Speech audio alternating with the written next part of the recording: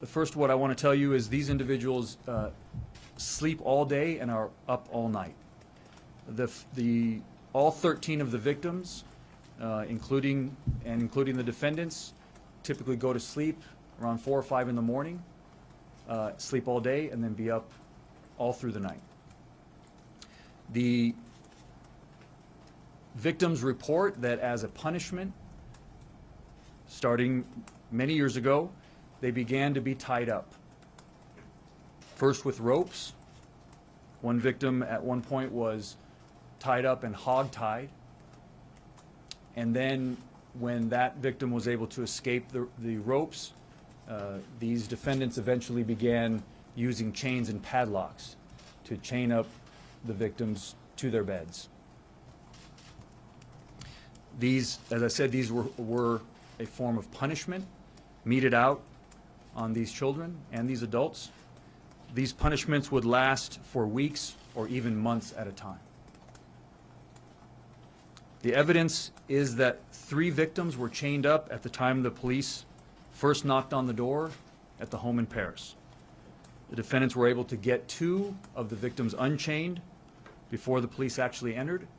An 11 and 14-year-old were unchained as the police stood at the door, while a 22-year-old remained chained to a bed when the police entered the home. Circumstantial evidence in the house suggests that the victims were often not released from their chains to go to the bathroom. The 17-year-old victim that escaped had been working on a plan with her siblings to escape this abuse for more than 2 years. She escaped through a window and took one of her siblings with her. That sibling eventually turned back, became frightened and turned back, and went back into the house.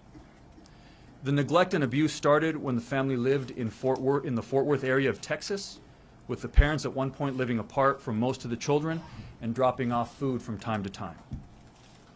The defendants lived in Texas for 17 years. In 2010, they moved to Murrieta, California, and in 2014 moved to their current residence in Paris, California, both, of course, in Riverside County. The abuse and severe neglect intensified over time and intensified as they moved to California. All the victims have now been examined by doctors and medical professionals. All the victims were and are severely malnourished. Specifically, severe caloric malnutrition associated with muscle wasting. To give you an example, one of the children at age 12 is the weight of an average 7-year-old. The 29-year-old female victim weighs 82 pounds. Several of the victims have cognitive impairment and neuropathy, which is nerve damage as a result of this extreme and prolonged physical abuse. None of the victims were allowed to shower more than once a year. I want to give you a quick example. One of the reasons for and this is all alleged conduct, I do want to mention that.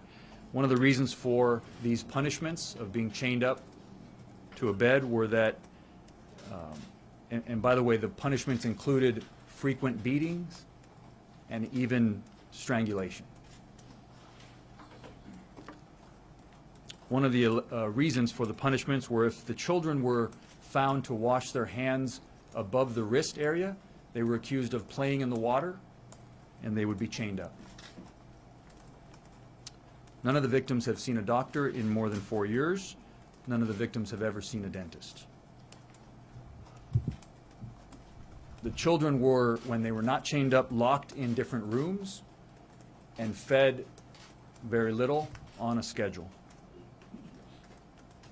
They were not allowed to have toys, although there were many toys found in the house that were in their original package and had never been opened.